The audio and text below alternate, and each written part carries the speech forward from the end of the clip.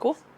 I'm here with Jordyn Bloomer, and you've had, we can say, a wild 2 months. How's that been for you? It's been awesome. I mean, it's been, like you said, it's been a bit of a roller coaster. Like, I wasn't expecting this opportunity to kind of come my way, and not only is it an opportunity to play, but, like, it's the rest of the season. So it's like, you know, when you're preparing, like, you never know, especially as a backup, like, you're always ready in case, but you never really want an injury to happen. Like, that's not the way that our group operates. Like, you know what I mean? There's no bad blood in the crew. So, obviously losing Katie to a season-ending injury is, like, such a bummer for all of us. But then, like, that meant I was up, and I was like, oh, okay. Like, I mean, I've been here, this is my 4th season at racing. It's been the only pro team I've been on. Like, I've been here since the jump. So, at the same time, I was obviously excited. But, yeah, it's been kind of a whirlwind. So what motivated you to be on this side of the ball? Because most people want to score goals. They don't want, like, the ball's coming at them. Super fair. Super fair. Yeah. No, I actually regret it a lot. No, I'm just kidding. I would love the glory of being a goal scorer, but we decided we were going to take the other end. No, it all honestly started when I was a kid. I was just, like, a hyper competitive child, and, like, you know, like when everyone kind of is in, like, the youth days, so, like, you maybe play a half in goal and then a half on the field, and everyone kind of rotates around. Like, I was never scared of the ball, and I just wanted to win. So, like, for me, if I played the first half and I, like, kept a shutout and, like, felt really good about it, and then I went onto the field in the second half and we end up losing the game and I thought I could have saved it, boy, my poor parents, they had to listen to me complaining about it the whole car ride home. Like, I was distraught. It ruined my day. So, like, I hit a point, I think around, like, 11 or 12, where I said, like, all right, like, I'm just going to stay back there. Since nobody else even really wants to do it, I'll do it, and let's win. And then, yeah, it kind of stuck, and here we are. So, probably not the worst choice I've ever made. I love that for you. So, speaking of, like, being in the goal, how do you stay mentally invested in the game when maybe everything's happening on the other side of the pitch and far away from you? Because I've seen videos of goalies just hopping around trying to stay warm in cold games, or just trying to stay cool. Like, so how does that affect you mentally, physically, when you're just kind of far away from the actual action? Yeah, I mean, if the ball's on the other side of the pitch for a majority of time, that's usually a great sign for our team. So I'm definitely buzzing when that happens. But no, I just try to, like, if you've been around, like, the stadium, especially lately, like, you can kind of hear me, I think, from what I've been told. Not a quiet person, and that translates onto the field as well. So I like to stay talking to my back line and trying to, for me, it helps me stay as locked in as I can be when the ball's not, you know, in my area necessarily. So just kind of trying to watch the play, like, be aware of, like, points of possible transition, any information I can give my teammates to try to help. I feel like it keeps me more engaged in the game, and then obviously I hope I'm also helping the girls in front of me. And speaking of communication, because I was going to bring that up. Yeah, I know I'm loud, and I kind of forget about it a lot, and, like, everyone has been like, oh my God, like, we can hear you clearly on the field, and I'm like, I don't always say the best things, so I'm so sorry. People love it. People love it. Are you kidding me? Personally, it's one of my favorite things, because that's not something I've ever experienced with any other goalie, is that you are very unique in that way. So speaking of communication with that back line, like, how does that work in terms of making sure that you help them help you, basically? Yeah, I mean, I'm fortunate enough, like I said, I've been here for 3 full years now. This is going to be my 4th. So, like, a lot of the girls I've had time to be able to, like, build this relationship with, and, like, I'm sure when I first rocked up, or they came here, since I've kind of been here, and we've had a lot of change, but as new players have come in, I'm sure their first reaction is like, who is this girl? Like, why won't she shut up behind me?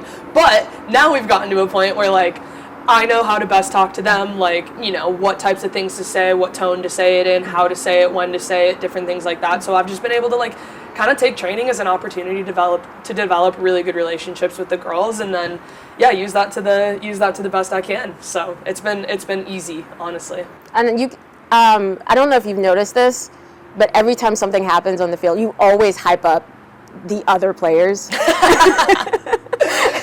Yeah, so in addition to being loud, I'm a big hype girl. So 2 things to know about Bloomer: loud, likes to have fun. That's pretty much all you got from me. So yeah, I mean, I just think, like, everything that I've experienced throughout my career, like, I can't do my job if I don't have the full support and work of the people in front of me. And, like, I am just, like, not naive to that by any means. So, like, in all the experiences I've had, like, throughout club and college and whatever, like, if someone is gonna put their body on the line in front of me, I'm gonna make sure that they know that, hey, that was electric.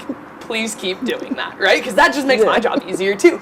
But it's also like, people are willing to work for somebody when they feel valued. You know what I mean? And I think that goes across, that's just general, like, life, right? Like, that's not just out on the pitch. So it's like, I know, like, with the way that my personality is too, like, it's probably a little bit louder and a little bit more animated than like some words of encouragement, but yeah, I'm just very authentically myself back there, and you're seeing me probably chest bump certain players and big high fives with others, and, you know, love a good thumbs up from down the field when I can't do either of those things. So yeah, I mean, I just know that, like, I can't have any success without my team, so the more that I can, you know, encourage them to keep doing what they're doing and put their body on the line for me, then I'll do the same for them.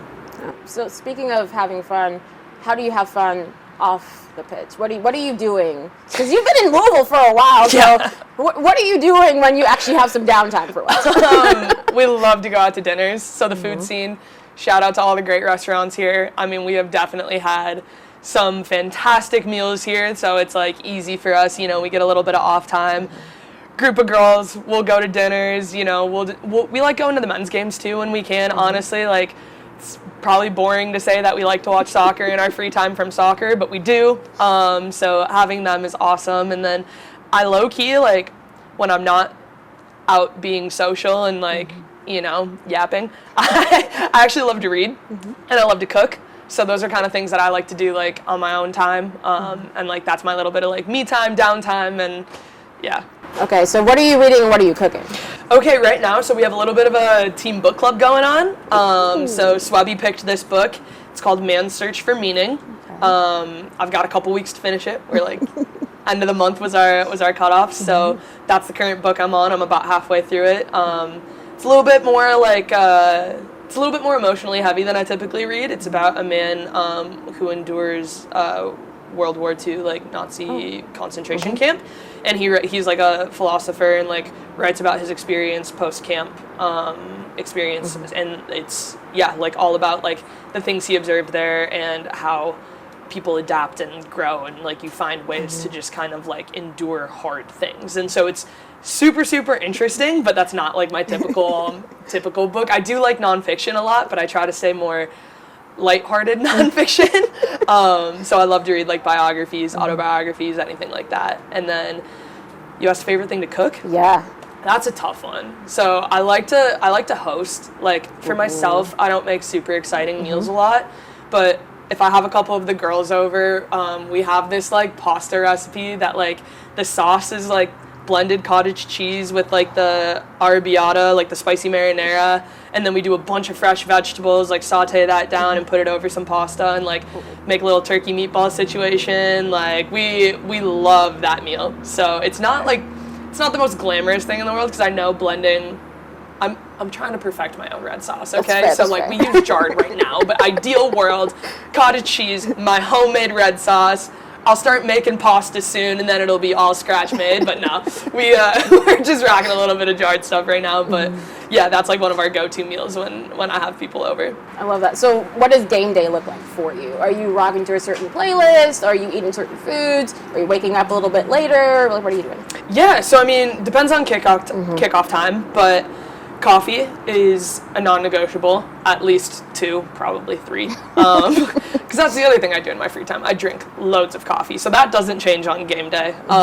You'll usually see me walking into the stadium with a little iced Americano. That's usually my go-to.